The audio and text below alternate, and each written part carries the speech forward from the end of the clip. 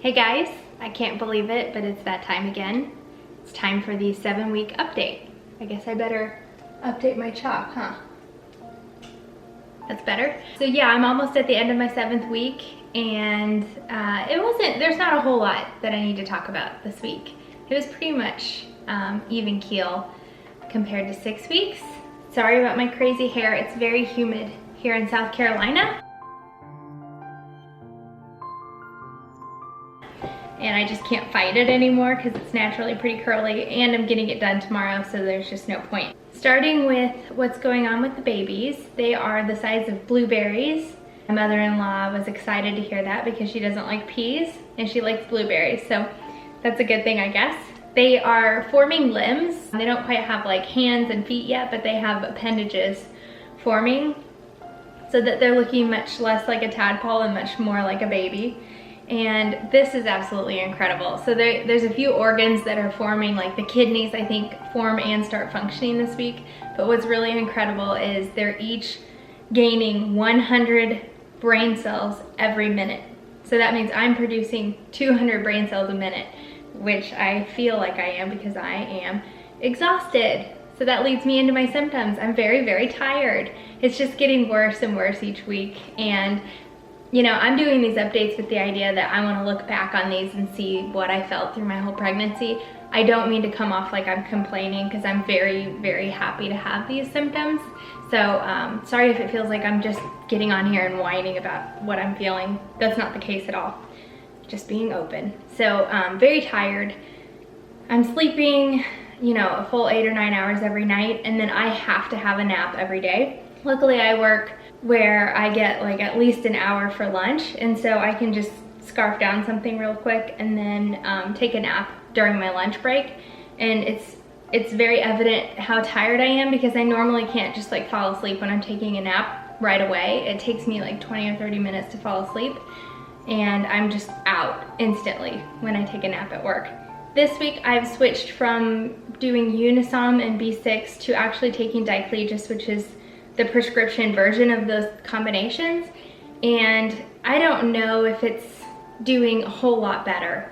And it's hard to tell because this week I'm obviously going to be more nauseous probably than last week, so maybe since that has stayed about the same, maybe it's doing a better job because my nausea should be worse, and so since it's the same, maybe that means the drug's working. I don't know. So that's the update on that. I'm still at the lowest dose of Diclegis that they recommend, and so I can still add up to 2 pills a day if I need it. I'm still feeling pretty like sick and uneasy at all times, with moments where I have like a strong urge to throw up. I haven't thrown up yet. And I have these major food aversions, which is so weird to me because the things that I'm having aversions to are the things that I love the most or usually eat a lot of. I'm like basically like a paleo-based eater where I eat, I can't even like think about the things that I'm having aversions to. I'm gonna try to struggle through it just so I can tell you. Like, I normally love chicken. I can't even think about chicken right now. I love avocado and I cannot think about an avocado. I don't like lettuce right now. These are my staples. Like, this is what I eat, is chicken, avocado, and lettuce.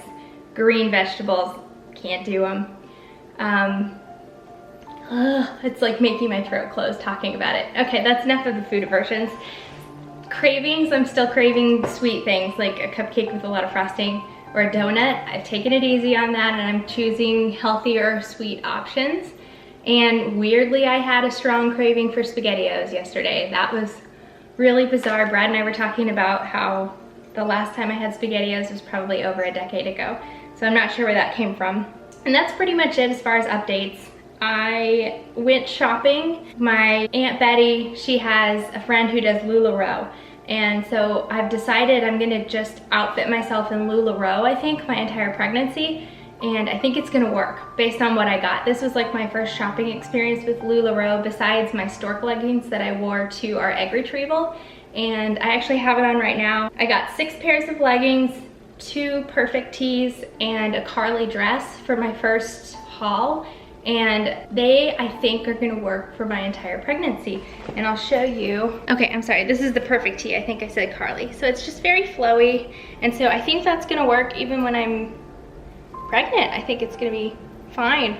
And when you have the room, you can do fun things like tying it up on the sides and just wearing it different. But then the leggings actually go all the way up to here. So I think whenever I start getting a belly, which might as well just do an update on that while I'm here. I don't think this is just bloating, I think. So I don't really have any bump to speak of, but when I start showing, I think this will stretch with my belly, or I'll be able to just tuck it under. So that's what's going on with my wardrobe. And I'm excited to just wear this through my entire pregnancy, and then I can wear it afterwards too.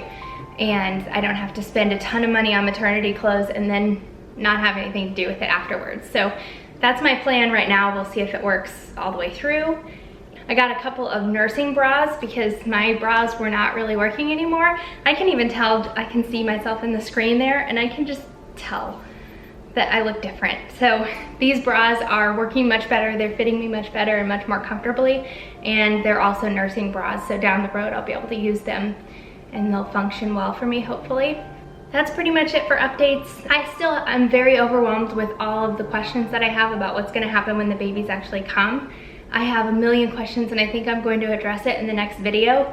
But basically my questions are about cloth diapering, whether or not we need 1 or 2 cribs with twins, at least at first, and a bunch of other things. So look forward to that in the next video. Give this video a like if you liked it. Hit the subscribe button if you want to keep seeing videos like this, and we will see you next week.